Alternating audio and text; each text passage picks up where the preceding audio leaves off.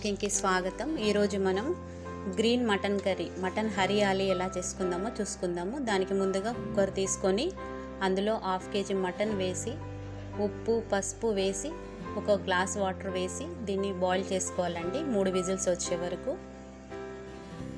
ఇలా mutton cook చేసుకొని వండడం వల్ల చాలా టేస్టీగా ఉంటుంది. అలాగే చాలాసేపు కూడా పట్టదండి, తొందరగా అయిపోతుంది కర్రీ. ఇలా గ్లాస్ వాటర్ పోసుకొని కుక్కర్ విజిల్స్ పెట్టేసుకుందాము. ఒక 3-4 విజిల్స్ వచ్చే వరకు. మటన్ లేతదైతే 3 విజిల్స్ సరిపోతుంది.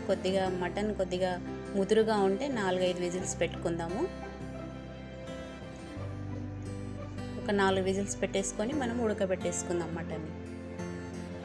ఇప్పుడు మనం ఒక మిక్సీ జార్ తీసుకొని అందులో టమాటా, ఆనియన్, ఉల్లిగడ్డ వేసుకొని కొత్తిమీర, పుదీనా కూడా వేసుకొని పచ్చిమిర్చి 2 చీలికగా చేసుకొని వేసుకున్నాను. అలాగే పుదీనా, కొత్తిమీర వేసుకొని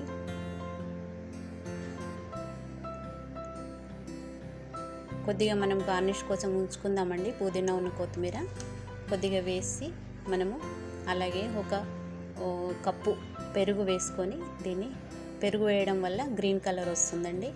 అల్లం వెల్లిపాయ కూడా 1 స్పూన్ వేసుకొని మనము మెత్తటి పేస్ట్ చేసుకుందాము. ఈ మసాలా ఇలా వేయడం వల్ల చాలా టేస్టీగా ఉంటుంది, చూడటానికి కూడా బాగుంటుంది. ఇలా మెత్తగా పేస్ట్ చేసుకుందాము. చూసారా ఎంత మెత్తటి పేస్ట్ అయిపోయిందో. వాటర్ అవసరం ఉంటే వాటర్ వేసుకోవచ్చండి, కానీ పెరుగు వల్లనే వచ్చేస్తుంది. మటన్ కూడా ఉడికిపోయిందండి. ఇలా చేతితో తీసుకొని చూస్తే మటన్ ఉడికిపోయింది లేదు తెలుస్తుందండి. ఇలా వేడిగా ఉంది, కత్తితో గుచ్చి చూసుకోవాలండి. అలాగే ఒక ప్యాన్ పెట్టేసుకొని ఇప్పుడు మటన్ కర్రీ చేసుకుందాము. దానికి ముందుగా ఒక 5 స్పూన్స్ నూనె వేసుకుందాము. నేను ఇలా పెద్ద గరిటెతో వేస్తున్నాను, 5 స్పూన్స్ వరకు ఉంటుంది. మటన్ కర్రీకి కొద్దిగా ఆయిల్ ఎక్కువ ఉంటేనే టేస్టీగా ఉంటుందండి. అలాగే ఇప్పుడు మనము మటన్ని ఉడకపెట్టుకున్నాం కదా, వాటర్ వేరు చేసుకొని మటన్ పీసెస్ మాత్రమే ఇందులో ఆయిల్లో వేసుకోవాలండి. ఇలా వేయడం వల్ల చాలా రుచిగా ఉంటుంది, ఫ్రైగా ఉంటాయండి మటన్ పీసెస్. ఇలా మొత్తం వేసేసుకొని సిమ్లో పెట్టేసుకోవాలండి. పైన ఆయిల్ చిల్లుతుంది, జాగ్రత్తగా వేసేసి సిమ్లో పెట్టేసుకొని ఇలా కలిపి వేస్తూ ఒక 2-3 మినిట్స్ ఇలా ఫ్రై చేసుకొని మటన్ని అంతా ఇలా ఒక 1 సైడ్కు అనేసుకొని మధ్యలో కొద్దిగా ఖాళీ ప్లేస్ ఉంచాలండి. ఆయిల్ అంతా మధ్యలోకి వచ్చి పీసెస్ అన్నీ కొద్దిగా మధ్యలో ఇట్లా చుట్టూ పేర్చేసుకోవాలండి. మటన్ని మనము ఇప్పుడు మసాలా వేసుకుందాము. ఇలా చూస్తున్నారు కదా, మటన్ ఇలా సైడ్కి అంతా అనేసి ఆయిల్ అంతా మధ్యలో ఉండేటట్టు చూసుకొని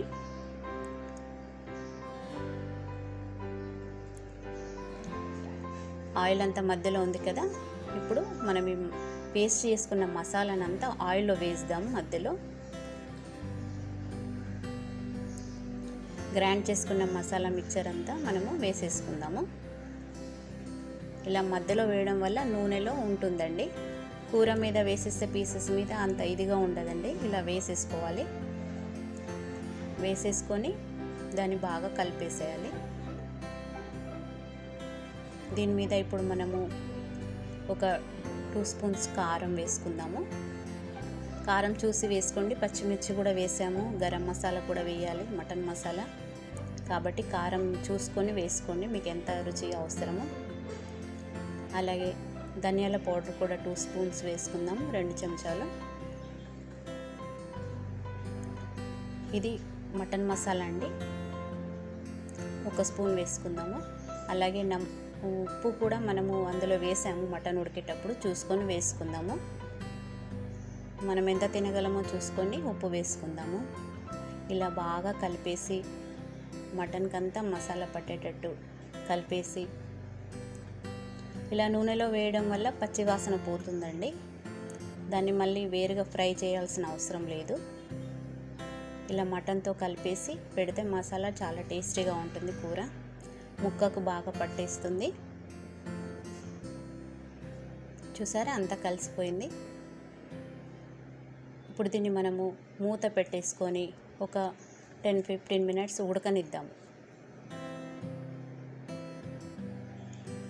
మూత పెట్టేసుకొని 10-15 మినిట్స్ ఉడకనిద్దాము.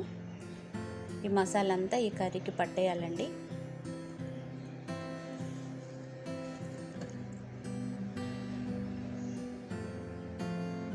చూసారా ఆయిల్ అంతా పైకి వచ్చేసింది. దీన్ని ఇప్పుడు కలుపుకుందామండి కిందికి మీదకి. ఇలా మసాలాలో ఉడకడం వల్ల ముక్క చాలా టేస్టీగా ఉంటుంది.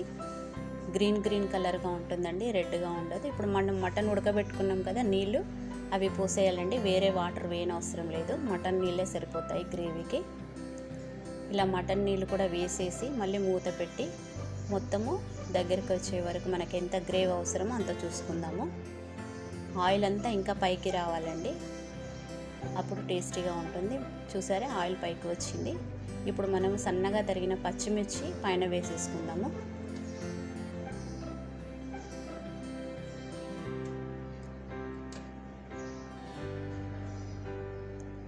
అలాగే కొత్తిమీర పుదీనా కూడా వేసేసుకొని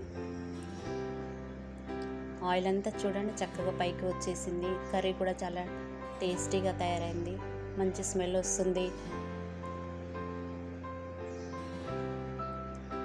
మళ్ళీ మూత పెట్టేసుకొని స్టవ్ బంద్ చేసుకుందామండి.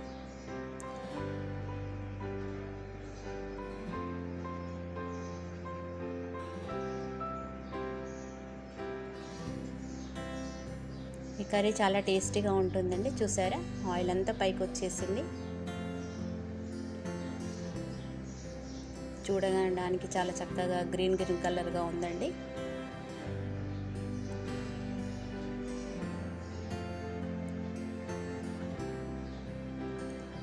చాలా బాగుంటుందండి ఈ curry.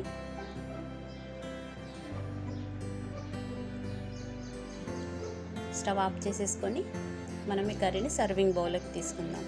Thank you for watching.